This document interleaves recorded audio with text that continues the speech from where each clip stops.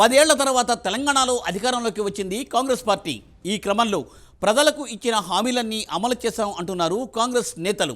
అయితే ప్రజలను నమ్మించి మోసం చేసిందంటున్నాయి విపక్షాలు.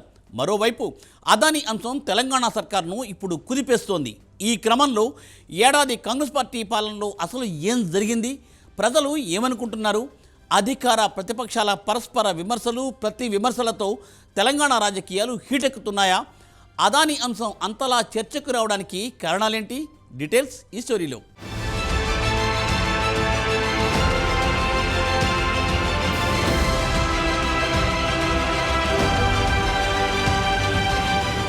తెలంగాణలో 10 ఏళ్ల తర్వాత కాంగ్రెస్ పార్టీ అధికారంలోకి వచ్చింది. తెలంగాణ ఇచ్చిన పార్టీగా ఏపీలో నామరూపాలు లేకుండా పోయిన కాంగ్రెస్ తెలంగాణలో అధికారంలోకి రావడానికి 10 ఏళ్లు పట్టింది. ఎట్టకేలకు రేవంత్ రెడ్డి నాయకత్వంలో కాంగ్రెస్ అధికార పీఠాన్ని దక్కించుకుంది. ఏడాది కాలం పూర్తి చేసుకుంది.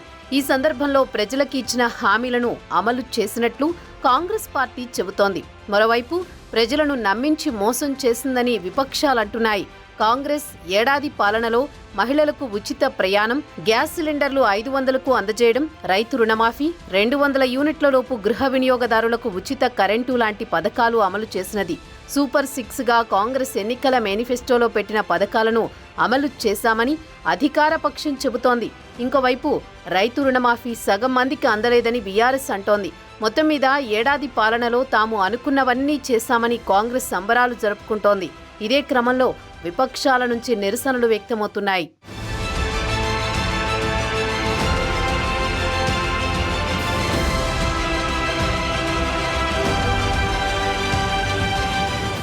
ఈ ఏడాది కాలంలో కాంగ్రెస్ ప్రభుత్వం వివాదాస్పద నిర్ణయాలు కూడా తీసుకుంది. హైడ్రా పేరుతో హైదరాబాద్ మహానగరంలోని అక్రమ కట్టడాలను కూల్చివేస్తోంది.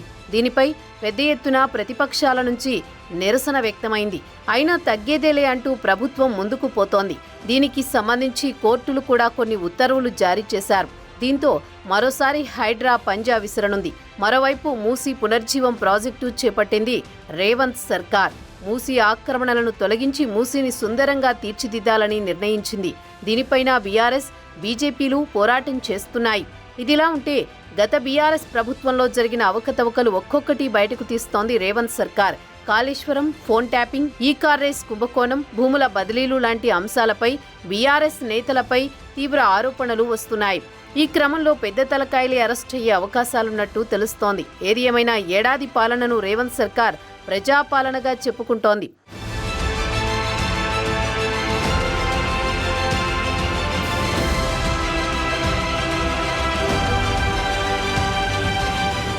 ఈ నేపథ్యంలో అదానీ వ్యవహారం తెలంగాణ సర్కారును ఇరుకున పడేసింది. అదానీపై అమెరికాలో కేసులు నమోదు కావడంతో తెలంగాణలో అదానీ పెట్టుబడులపై రచ్చ మొదలైంది. ఈ క్రమంలోనే తెలంగాణ స్కిల్ యూనివర్సిటీకి అదానీ ఇస్తానన్న 100 కోట్ల నిధులను తిరస్కరించింది రేవంత్ సర్కార్. అయినా ఈ ఇష్యూని వదలడం లేదు బీఆర్ఎస్. కేంద్రంలో కాంగ్రెస్ ఇదే ఇష్యూపై ఎన్డీఏ ప్రభుత్వాన్ని ఇరుకున పెడుతోంది.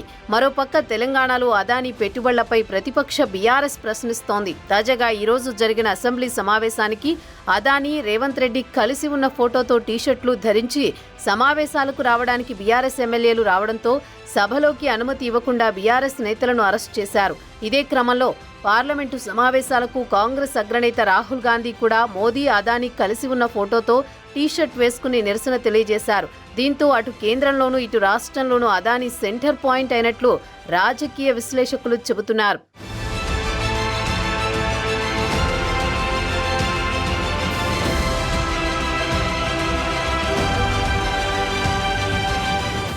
లోక్సభలో అదానీ లంచం ఆరోపణలపై విపక్షాలు ఆందోళనలు కొనసాగుతూనే ఉంది.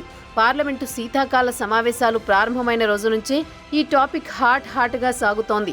కాంగ్రెస్ ఎంపీలు మొదటి రోజే ఇష్యూపై పార్లమెంటు బిల్డింగ్ ముందు ఆందోళనకు దిగారు. రాజ్యాంగ ప్రతులను చేతిలో పట్టుకుని కేంద్ర ప్రభుత్వానికి వ్యతిరేకంగా నినాదాలు చేశారు.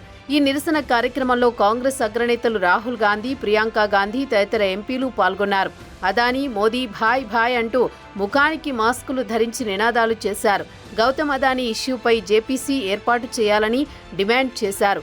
అదానీ ముడుపుల వ్యవహారంపై కేంద్ర దర్యాప్తు సంస్థలైన సీబీఐ, ఈడీలతో దర్యాప్తు చేయించాలని అన్నారు. మరోవైపు తెలంగాణలో అసెంబ్లీ సమావేశాల ప్రారంభానికి ముందే బీఆర్ఎస్ నేతలు రచ్చ చేశారు. సమావేశాల్లోకి వస్తుండగానే ఆవరణలో ఉత్కంఠ వాతావరణం చోటు చేసుకుంది. బీఆర్ఎస్ వర్కింగ్ ప్రెసిడెంట్ కేటీఆర్తో సహా హరీష్ రావు, మిగతా ఎమ్మెల్యేలు, ఎమ్మెల్సీలు, సీఎం రేవంత్ రెడ్డి, గౌతమ్ అదానీ ఫోటోలతో కూడిన టీషర్ట్లను ధరించి అసెంబ్లీకి చేరుకున్నారు. దాంతో ఆవరణలోని వారిని భద్రతా సిబ్బంది అడ్డుకున్నారు. అదానీ, రేవంత్ భాయ్ భాయ్ అంటూ నినాదాలు చేశారు. ఈ క్రమంలో పోలీసులు కేటీఆర్, హరీష్ రావులను అరెస్టు చేశారు. ఒకే రోజు పార్లమెంటు వేదికగా, తెలంగాణ రాష్ట్ర అసెంబ్లీ వేదికగా ఒకే ఇష్యూపై రచ్చ జరగడం గమనించదగ్గ పరిణామంగా రాజకీయ విశ్లేషకులు చెబుతున్నారు. మొత్తానికి అదానీ అంశం ఇప్పుడు కేంద్రంలోనే కాకుండా తెలంగాణ రాష్ట్రంలోనూ హాట్ టాపిక్గా మారింది. దీనిపై ముందు ఏం జరుగుతుందో చూడాలి మరి.